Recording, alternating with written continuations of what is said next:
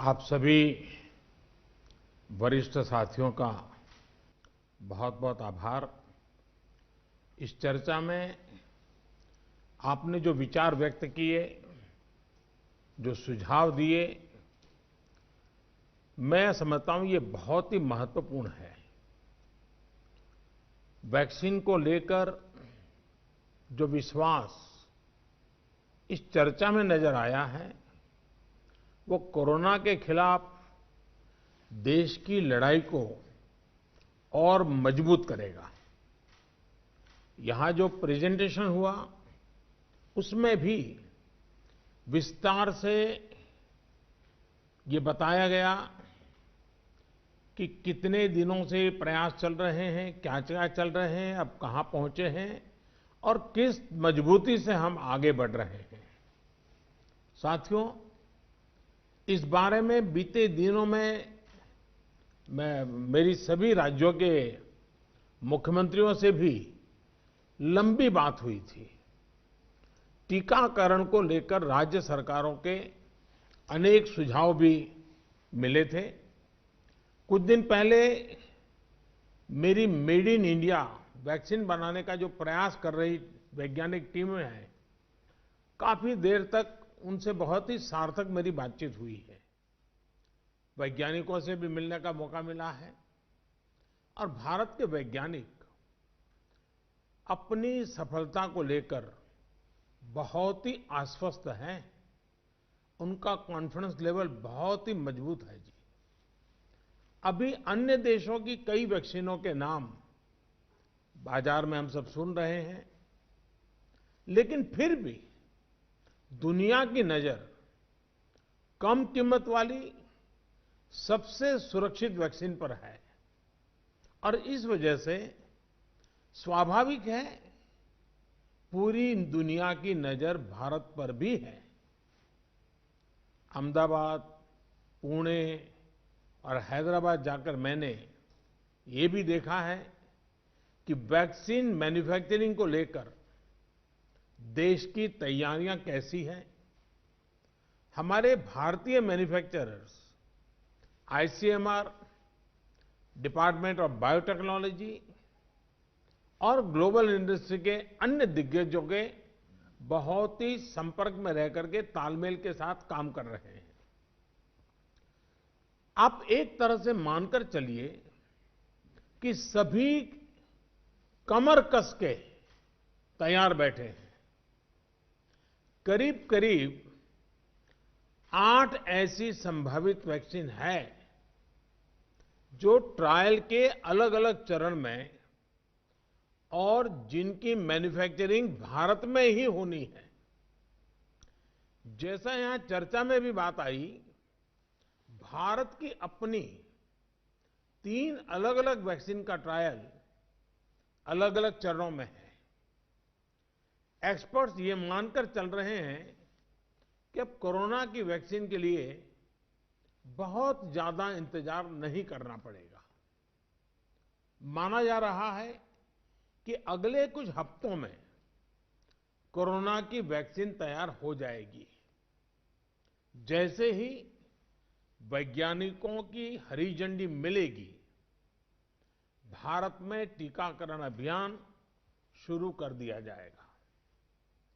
टीकाकरण के पहले चरण में किसे वैक्सीन लगेगी, इसे लेकर भी केंद्र सरकार राज्य सरकारों से मिले सुझावों के आधार पर काम कर रही है। इसमें प्राथमिकता कोरोना के मरीजों के इलाज में जुटे health care workers, frontline workers और जो पहले से गंभीर बीमारियों से जूझ रहे हैं, वैसे बुजुर्ग लोगों को दी जाएगी। साथियों, वैक्सीन के डिस्ट्रीब्यूशन को लेकर भी केंद्र और राज्य सरकार की टीमें मिलकर के काम कर रही हैं। भारत के पास वैक्सीन डिस्ट्रीब्यूशन एक्सपर्टाइज और कैपेसिटी भी है। दुनिया के अन्य देशों के मुकाबले इस क्षेत्र में हम बहुत बेहतर हैं। हमारे पास टीकाकरण के लिए दुनिया का बहुत बड़ा और अनुभवी नेटवर्क भी मौजूद है। इसका पूरा लाभ उठाया जाएगा। जो कुछ अतिरिक्त कोल्ड चेन इक्विपमेंट, अन्य लॉजिस्टिक की जरूरत पड़ेगी, राज्य सरकारों की मदद से उसका भी आकलन हो रहा है।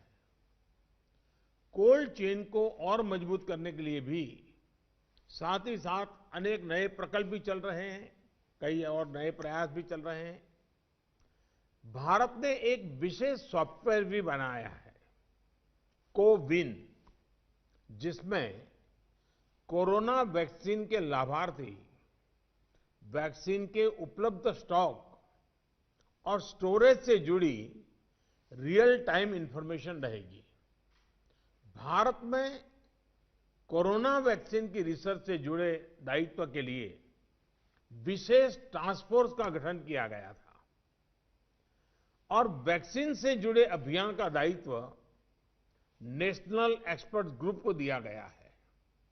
इसमें टेक्निकल एक्सपर्ट्स हैं, केंद्र सरकार के संबंधित मंत्रालयों और विभागों के अधिकारी हैं, प्रत्येक जोन के हिसाब से राज्य सरकारों के भी प्रतिनिधि हैं। ये नेशनल एक्सपर्ट ग्रुप राज्य सरकारों के साथ मिलकर के काम कर रहा है। राष्ट्रीय और स्थानीय हर जरूरत के मुताबिक फैसले नेशनल एक्सपर्ट ग्रुप द्वारा सामूहिक तौर पर लिए जाएंगे।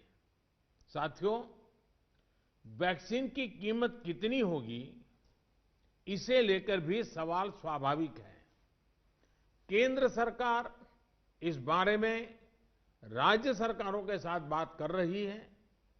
वैक्सीन की कीमत को लेकर फैसला जन स्वास्थ्य को सर्वोच्च प्राथमिकता देते हुए किया जाएगा और राज्य सरकारों की इसमें पूरी सहभागिता होगी।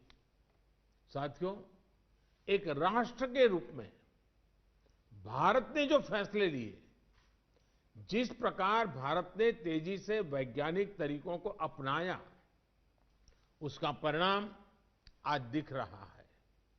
भारत आज उन देशों में है जहां पर प्रतिदिन टेस्टिंग बहुत ज्यादा हो रही है।